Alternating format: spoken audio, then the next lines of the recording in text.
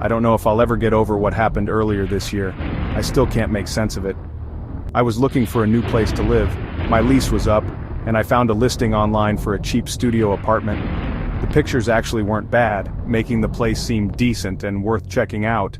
It seemed like a great deal for the price. I messaged the landlord and he responded almost immediately. He said I could come by that evening to check the place out. When I got to the building, I felt a little confused. Something about it didn't quite match the pictures, but I brushed it off. Maybe it was one of those places where the exterior looked rough, but the inside had been renovated. I made my way through the building without seeing a single person. I knocked on the door but no one answered. Then my phone buzzed. A text from the landlord. "Come inside, door's unlocked." I hesitated, but I twisted the knob and sure enough the door creaked open. Inside the place looked cleaner than I expected, sparse but not dirty. A single overhead light flickered as I stepped inside. "Hello?" I called out. No answer. The smell hit me then. Not rotten exactly, but stale, like wet earth and something metallic. The kind of scent that clings to your clothes.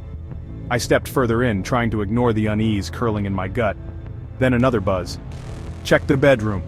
My fingers tightened around my phone. The message didn't feel like an invitation. It felt like a command. I looked down the hall. What seemed like the bedroom door was slightly open, darkness pooling around the frame. The room was nearly empty, just a bed with no sheets and a dresser. The mattress had a dark stain in the middle, old and dried, like something had soaked deep into the fabric. The air was thick, almost damp, carrying a faint, musty odor. Then, out of nowhere, the silence shattered. A loud, frantic banging erupted from the closet, rattling the flimsy door on its hinges. My chest tightened as I stumbled backward, my heart pounding in my ears. The closet door creaked, and then I saw movement. Something, began to step out. I caught only a glimpse of them before a voice, sharp and panicked, cut through the air. "Did he send you?"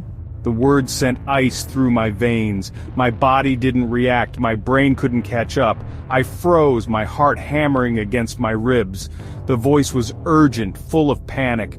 My breath caught in my throat and my body tensed. Then the closet door creaked wider. A shadow shifted.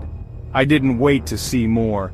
I turned and bolted, my heart hammering in my chest. My legs moved before my mind fully processed what I had seen, what I had almost seen. Something was coming out, and I wasn't going to stick around to find out what. I ran. I sprinted down the hallway, nearly tripping over my own feet as I reached the door.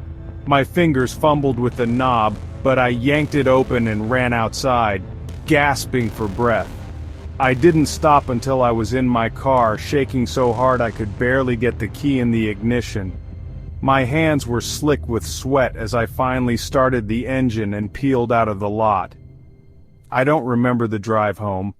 My mind was racing, trying to make sense of what had just happened. Had someone really been trapped in there? What if they needed help and I just ran? But something about the way they spoke, the way they moved, it wasn't right. I kept telling myself that. Still, the guilt gnawed at me. What if I had left someone behind who truly needed saving? Suddenly my phone buzzed.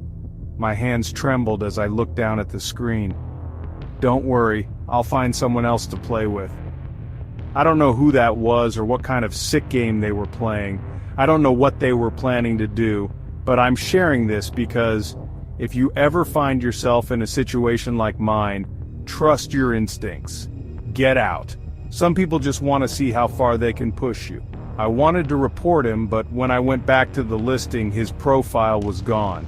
Thought maybe it was a one-time scam, but later I kept seeing similar listings pop up under different names. The same price range, the same vague descriptions.